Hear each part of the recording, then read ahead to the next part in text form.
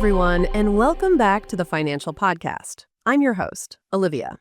Today, we're diving into a fascinating and a highly political business saga that's captured headlines across the globe: the proposed acquisition of iconic American steelmaker U.S. Steel by Japan's largest steel producer, Nippon Steel.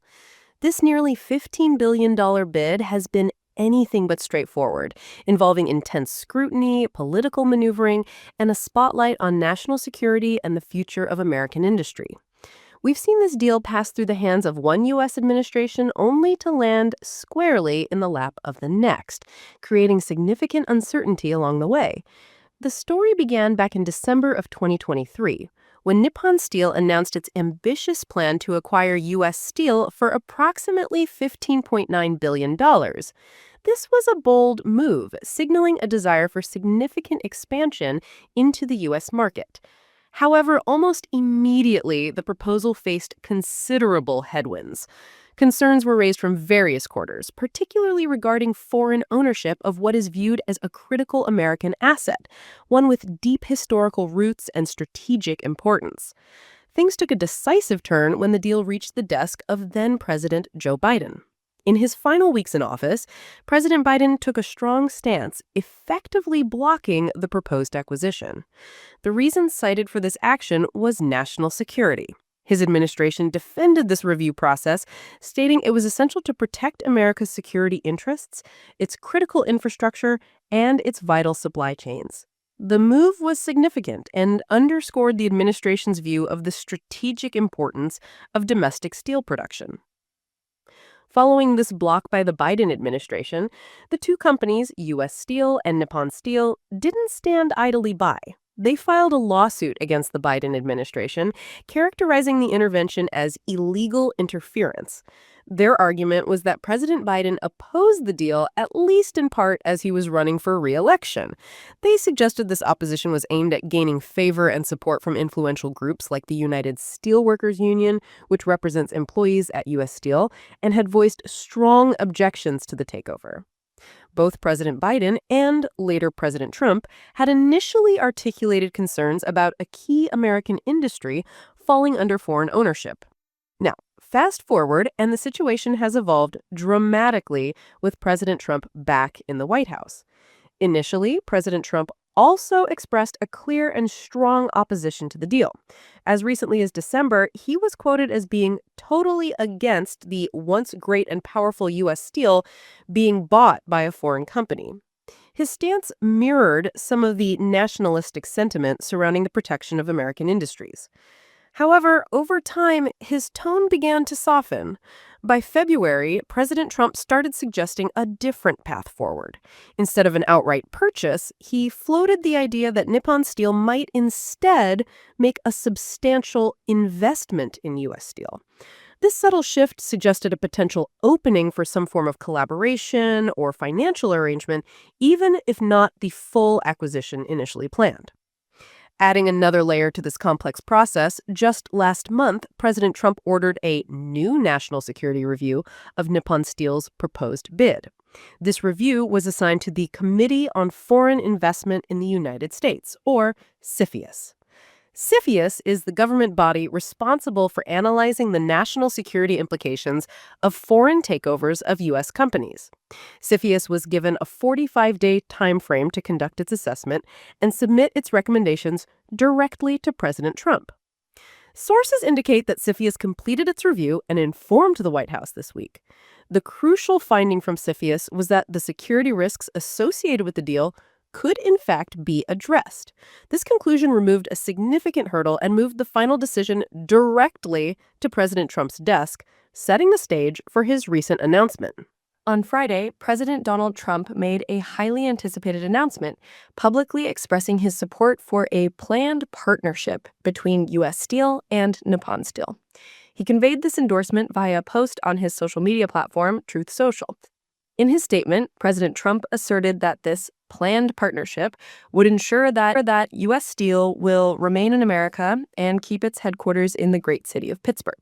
This specific detail about keeping the headquarters in Pittsburgh has been a consistent point of focus throughout the negotiations, as Pittsburgh is synonymous with U.S. Steel's history.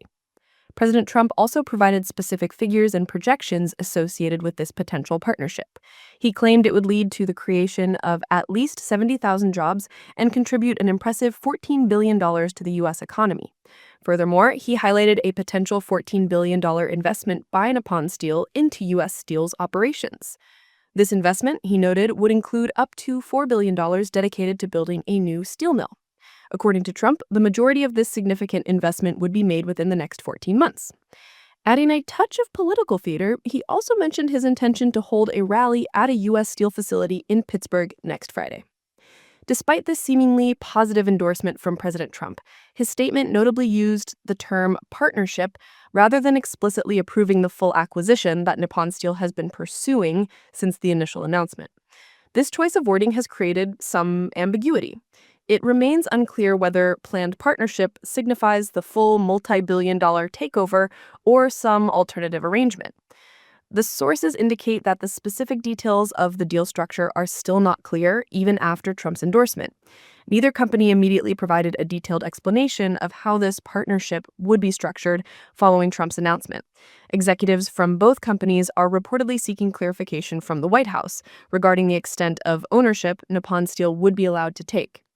Insiders involved in the negotiations noted that the use of the term partnership has added to the uncertainty, and discussions with the Trump administration are ongoing. However, the market reaction to President Trump's statement was quite pronounced, and for investors seemingly interpreted the announcement as a clear signal of approval for some form of merger or acquisition. Shares of U.S. Steel surged dramatically, jumping by over 21% on the news and continuing to rise in aftermarket trading. This pushed the stock price close to Nippon Steel's original offer of $55 per share from late 2023. Investors appeared confident that the final terms would be similar to those initially agreed upon, anticipating that U.S. Steel would eventually become privately held, with shareholders receiving a cash payout for their shares. This market response underscores the power of a presidential endorsement in shaping investor sentiment regarding major corporate deals. Both companies quickly issued statements praising President Trump's actions. Nippon Steel characterized the potential partnership as a game changer, not just for U.S. Steel and its stakeholders, but for the broader American steel industry and the manufacturing base. U.S. Steel echoed this positive sentiment, stating that it will remain American and anticipates growing bigger and stronger through a partnership with Nippon Steel that promises massive investment, new technologies, and thousands of jobs over the next 4 years. The Japanese chief tariff negotiator, Ryosei Akazawa, also commented on the development, stating he was watching closely and saw Nippon Steel's proposal as something that could win support and be a good investment for both countries. The United Steelworkers Union, which has been a vocal opponent of the deal, however, remained cautious. As of Friday, the union stated it could not speculate on the impact of Trump's announcement without more information about the specifics of the deal. Their concern has consistently been rooted in the fear that Nippon Steel, which the union claims has a history of violating trade laws, might erode domestic steelmaking capacity and jeopardize thousands of union jobs. They were against the deal as recently as the day before Trump's announcement, even despite the investment pledges. Interestingly, one union official, Jason Zugai, who serves as vice president of a United Steelworkers local at U.S. Steel's Irvin finishing plant near Pittsburgh and had previously supported Nippon Steel's bid against the union leadership's stance, expressed relief and happiness upon hearing Trump's statement. He felt the deal sounded like it was done. Based on his understanding, which he admitted wasn't from having seen paperwork, he believed Nippon Steel would make the profit, but the federal government would potentially have a golden chair, a position allowing it to veto any plans to idle or shut down U.S. Steel plants. This detail, if accurate, would represent a significant concession or protective measure built into the agreement. Throughout the process, Nippon Steel made several proposals aimed at mitigating opposition and concerns. These included a specific $2.7 billion commitment to upgrade U.S. Steel's 2 blast furnaces, located near Pittsburgh and in Gary, Indiana. They also pledged not to import steel slabs that would compete with these upgraded facilities. Furthermore, Nippon Steel committed not to conduct layoffs or plant closings during the term of the existing labor agreement and promised to protect U.S. Steel's best interests in trade matters. These pledges were intended to address union and government concerns head-on. U.S. Steel's CEO had previously warned that blocking the bid would lead to a pivot away from investing in these blast furnaces and raise questions about keeping the headquarters in Pittsburgh. Keeping the headquarters in Pittsburgh has always been part of Nippon Steel's stated plan. For Nippon Steel, the strategic rationale behind this pursuit is clear. As Japan faces declining domestic demand for steel products, the company is focused on global expansion to achieve its ambition of becoming the world's #1 steelmaker in terms of comprehensive strength. The U.S. market, with its expected long-term population growth, unlike many other developed countries, and its reliance on imports for about 30% of its steel demand, presents a significant opportunity. Nippon Steel sees potential to sell its high-grade steel products, such as electromagnetic steel sheets, critical for electric vehicle motors, which utilize advanced technologies, in the U.S. market. U.S. Steel possesses valuable assets, including multiple blast and electric furnaces, capable of producing high-value automotive steel sheets, and crucially, it owns iron ore mines, allowing it to supply its own raw materials. However, the sources note that U.S. Steel has faced challenges over the years, including declining competitiveness partly due to aging facilities and management difficulties. Acquiring the company involves a substantial investment, increasing management risks and difficulties for Nippon Steel. Experts note that Nippon Steel will need to secure a solid share in the U.S. market and develop an effective pricing strategy to ensure returns commensurate with the considerable investment required. The entire saga has indeed become a significant political issue, particularly in Pennsylvania, a key battleground state where U.S. Steel is headquartered and employs many workers. Fears of foreign ownership leading to job losses have resonated politically. The resolution of the steel, or lack thereof, has factored into the political landscape. In summary, what started as a straightforward acquisition bid became a complex international business and political negotiation. Former President Biden blocked the deal, citing national security.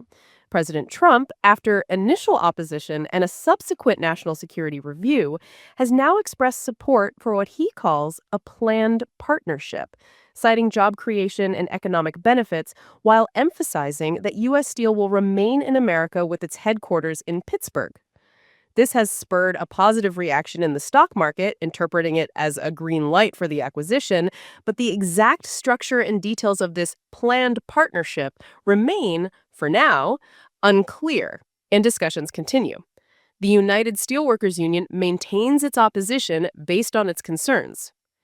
It's a story that continues to unfold, highlighting the intersection of global business strategy, national economic interests, labor concerns, and the potent influence of presidential decisions.